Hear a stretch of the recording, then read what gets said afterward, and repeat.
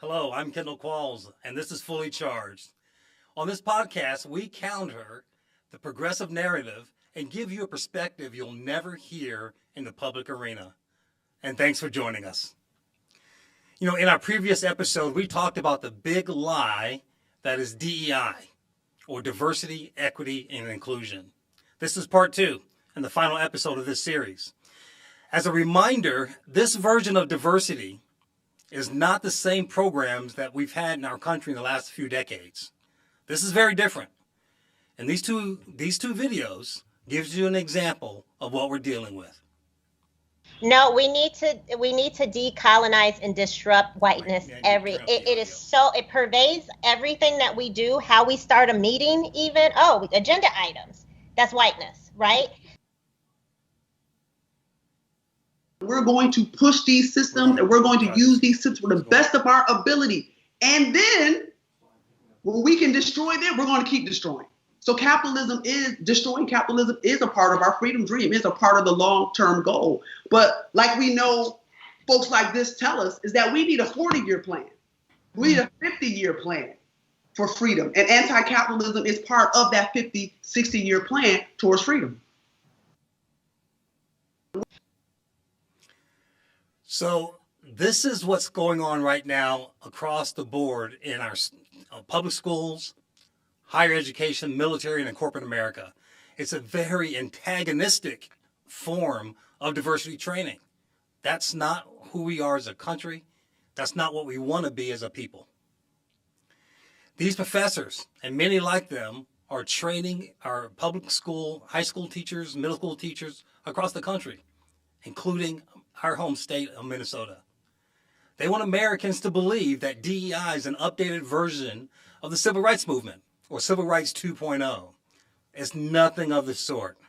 It's a Trojan horse to lower standards, divide and undermine our nation.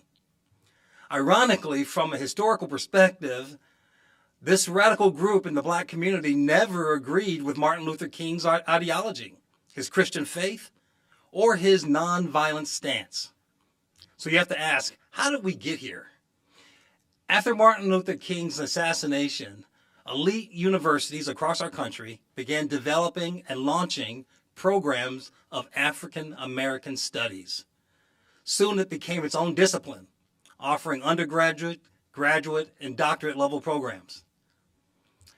And in a lot of these were focused specialty of itself. It has its own discipline, its own specialty as an academic discipline within universities today. However, these African American study programs were and currently are rooted in a philosophy by William E. Du Bois, or better known as W.E.B. Du Bois. He was the first Black person to earn a PhD from Harvard in the early 1900s. Here's what you need to know about Du Bois. He hated the country so much that he renounced his citizenship and moved out of the United States as a communist. He was an unapologetic communist throughout his adult life. He received the Lenin Peace Award, if I can say that with air quotes, in the Soviet Union. He embraced Mao's Chinese communist philosophy. He encouraged other Black people to follow China's philosophy of communism. He embraced these two forms of communism from both countries, even though he knew that both of these countries, both of these leaders, killed tens of millions of their own people. He was the first liberal to cancel a conservative, and that was Booker T. Washington. And one of the things that a lot of people don't know, he was on the chair of Planned Parenthood in Harlem, New York in the early 1900s with Margaret Sanger, who was a firm believer in eugenics, that basically carving out people that contaminate society, if you will, that don't meet the certain standards. And obviously they make those certain standards. He was on the board for Planned Parenthood in the very early days. So let's fast forward 50 years to today. These new African American programs have launched in these schools. Their professors today, these PhD professors now, are using DEI as a Trojan horse to undermine our country, because the vast majority of these professors are disciples of William Du Bois, and they embrace his communist sympathies. However, they know that promoting communism doesn't sell in this country today, so they hide those beliefs. But what they're promoting is exactly that. They don't want you to know, and that they hold to these beliefs. But that's exactly what they do.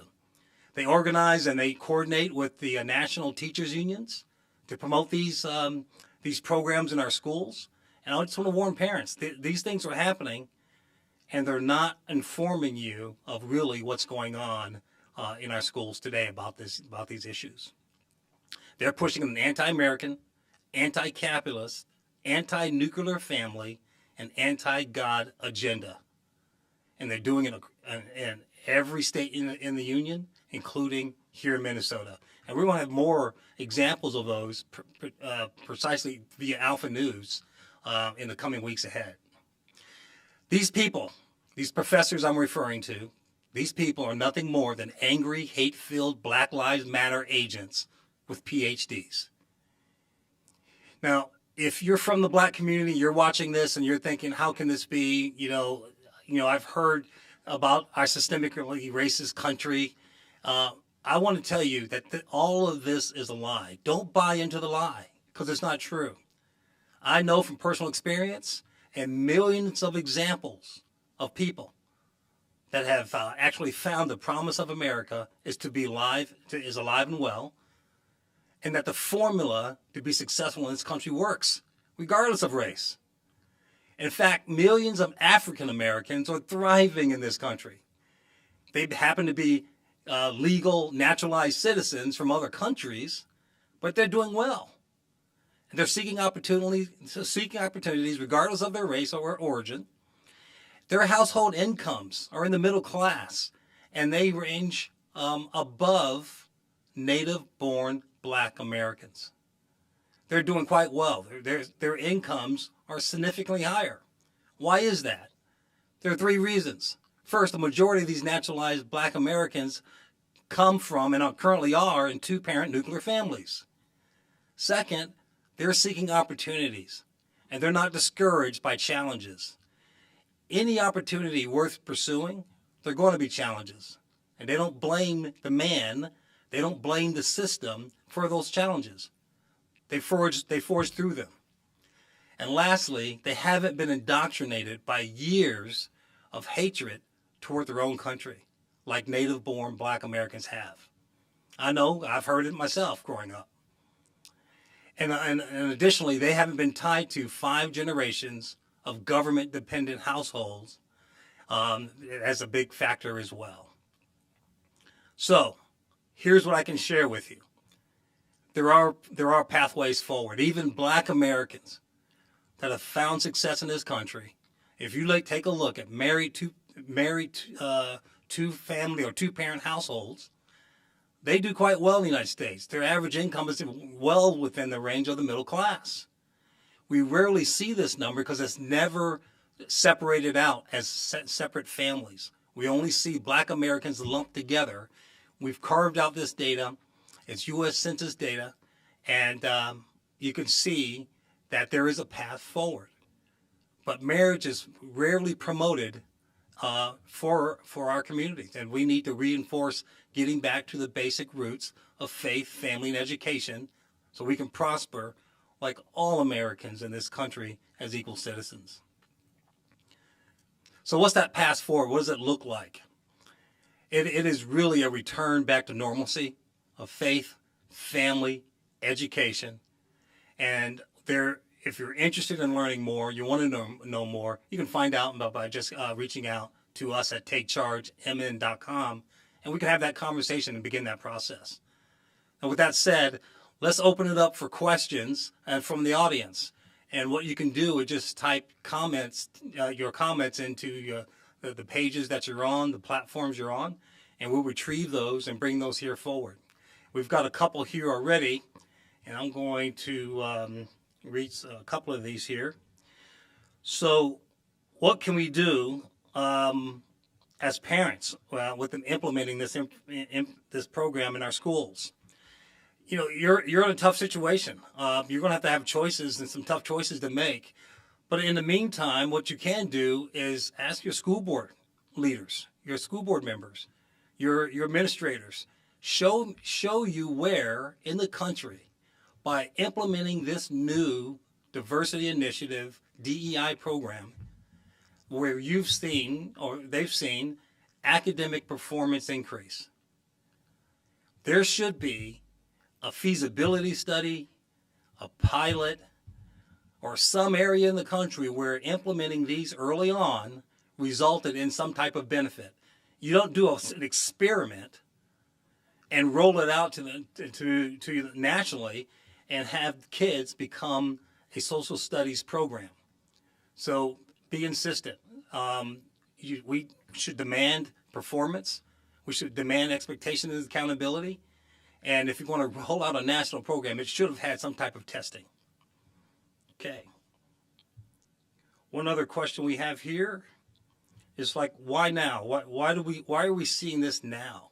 You know, that's a great question, because I can tell you, before all of this was implemented a few years ago, I tell people this all the time, that this is the least racist time in our country's history, and we are the least racist country in the world. So why are they implementing this now? Again, this is a political agenda, ladies and gentlemen, I can tell you. There was a term that was thrown around a few years ago, never let a crisis go to waste. That crisis, that what happened to George Floyd and the rioting and looting that happened afterwards, that's when all of these programs were thrusted on the American people in every facet of life. They never let a crisis go to waste. It's a political agenda. It's not a need agenda. It's unfortunate how this has happened. Okay.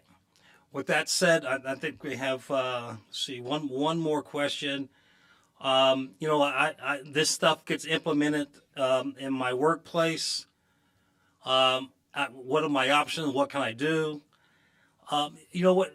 Again, at the end of the day, when your livelihood is at stake, you know, I wouldn't suggest getting radical at all by any means. You know, it's something you might want to consult an attorney for. But you know, again, this is the situation where I bring forward. Show me where implementing these types of initiatives, that type of language, and these type of videos has benefited any workforce environment. They don't have any evidence at all.